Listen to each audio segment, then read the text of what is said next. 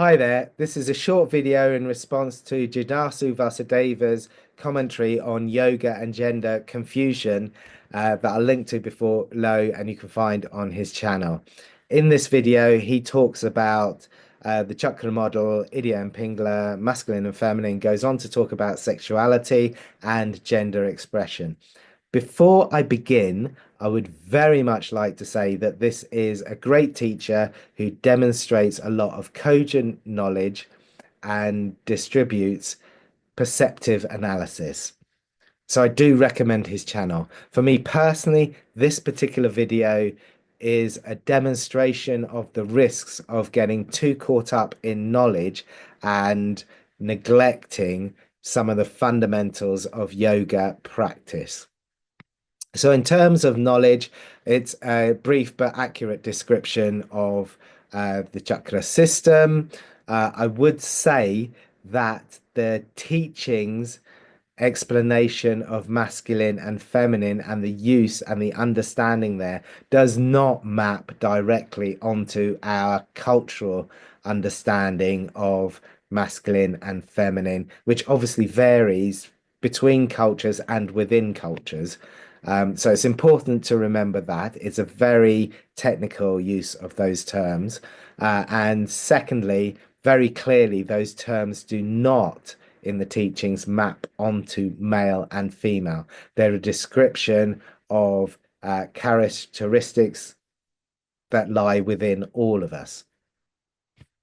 Nevertheless, the important point here is that that knowledge, that model, no matter how venerated and accurate it is, a description of the human experience, is only a description in terms of names and forms. And the reality, the ultimate reality, the fundamental truth of human experience is beyond that, is beyond the models, is beyond names and forms.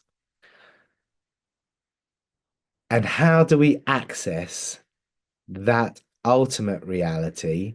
It's not by knowledge or models, it's by dissolving those beliefs, that knowledge, those models through practice. And what lies at the heart of every tradition's practice?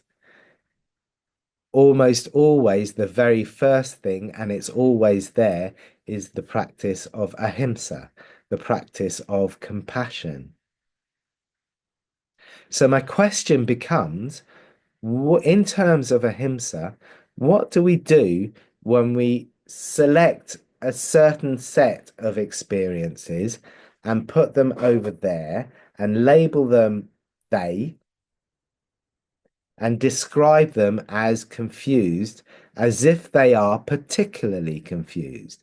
Because I agree, it is real that gender experience is the result of conditioning. And by conditioning, I very much include our biological ancestry and our biological conditioning in that term, as well as our lived experience.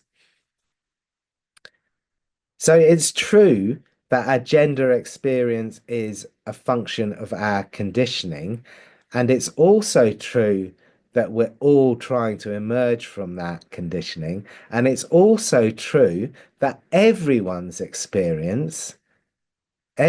conditioned experience is one of confusion.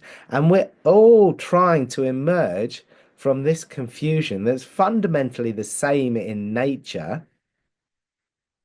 So why separate people off and dismiss their experience as somehow invalid, as their confusion as being somehow different?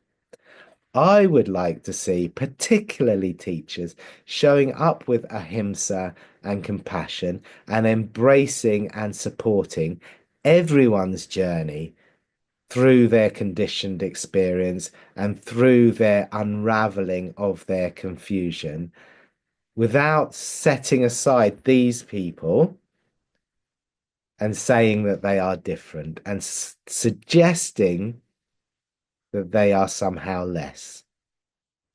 The experience of gender fluidity and the acknowledgement of third genders is ancient in Dharmic cultures, and the putting down of gender is also a practice that pops up in many traditions.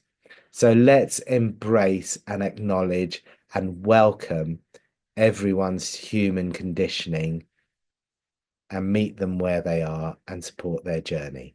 My name's Shankar. I help people make the most of modern life through old school yoga.